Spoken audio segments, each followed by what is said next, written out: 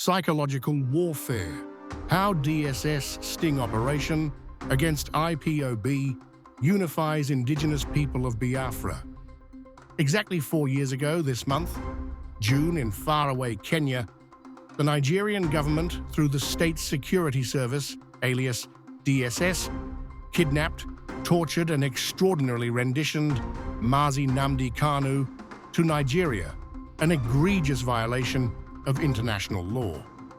The DSS can deny kidnapping Mazi Nnamdi Kanu all they want, but we know that they have continued to hold Mazi Nnamdi Kanu under strenuous solitary confinement. The DSS sting operation was heralded by a 100 million naira bounty on Mazi Nnamdi Kanu for anyone that would facilitate the abduction and forceful return of Mazi Nnamdi Kanu to Nigeria by a mushroom group loyal to Northern Elders. In 2017, during an operation declared illegal and unconstitutional by a Nigerian court of competent jurisdiction, the Northern Elders supported the ex parte order from Abubakar Malami, former President Muhammad Buhari Attorney General, and jointly called IPOB a terrorist organization. The sole aim was the total annihilation of IPOB.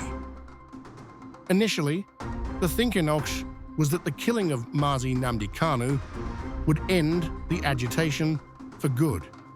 However, the impeccable leadership qualities of the IPOB Directorate of State DOS sent a shockwave, leading to a change in strategy. Therefore, in post-2021 abduction of Mazi Nnamdi Kanu, the decision was made to use enemies within. This latest abuse of IPOB chain of command is a continuation of reactionary and diversionary pattern. The concerted effort made post Mazi Nnamdi Kanu abduction was to criminalize the movement and her self-determination quest. Due to the timely press releases dissociating and distancing IPOB from the criminals, the plot crumbled.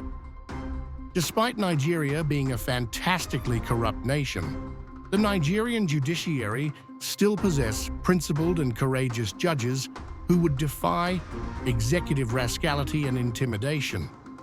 The evidence of 2022 appeals court discharge and acquittal of Mazi Nnamdi Kanu is the climax of Nigeria government's ineffective judicial influence. Judgment is reserved for July 18, 2025, in the current illegal prosecution of Mazi Nnamdi Kanu. Despite efforts to conduct a secret trial, the Biafran people and the general public already know that Nigeria has no convictional evidence. In a related development, a Kenyan High Court has handed Mazi Nnamdi Kanu a compensatory victory and declared his forceful removal from Kenya an international crime perpetrated by Kenya and Nigeria governments.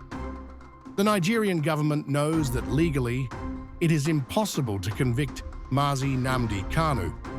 Hence, they will seek a political resolution.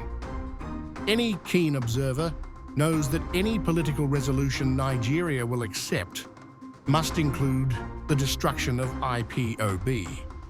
This is why the DSS is attacking the soul of IPOB movement. The press statement. The DSS cannot succeed without using character-inconsistent individuals close to Mazi Nnamdi Kanu. All they have to do is to exploit the communication gap they created between the movement and her leader, while scripting the go-between legal representatives or listed visitors through juicy promises or blackmail.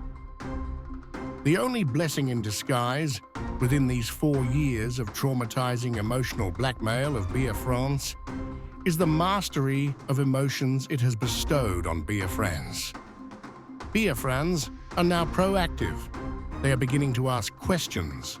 Questions like, why would lawyers usurp DOS function by issuing directive to members of a core principle movement with a chain of command, even when they are not IPOB members?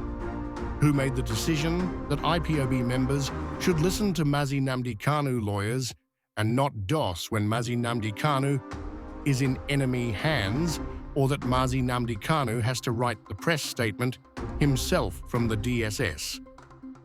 Even the current lead counsel complained of his conversation with his client being bugged severally. What is the guarantee that Mazi Nnamdi Kanu is not being manipulated by the DSS using people around him? What is the guarantee that certain words will not be smuggled into the press statement en route Emma Powerful? These and other questions have rallied Biafrans, including the non-ideological ones, to a common base. For over a decade, and especially in the last 4 years, Biafrans have shared the press releases without having to worry about their contents. With this latest DSS move of using unscrupulous people around Mazi Nnamdi Kanu to smuggle certain unsavory words, such as thanking the Northern Elders, another rollercoaster distraction is set in motion, and it is geared towards the destruction of IPOB. Instead of focusing on the goal, people are more concerned about positions in IPOB. This tells a lot about their character and ideology. But IPOB leadership is laser-focused, and Biafrans are solidly in tow. Biafrans will not accept any political solution, press statement that will be issued by people close to Mazi Nnamdi Kanu, but disloyal to his structure and chain of command, the DOS. When Mazi Nnamdi Kanu is still inside the DSS dungeon, whatever anyone says that does not have the approval of DOS is immaterial, irrelevant, and inconsequential to Biafrans. Family writers, Press International,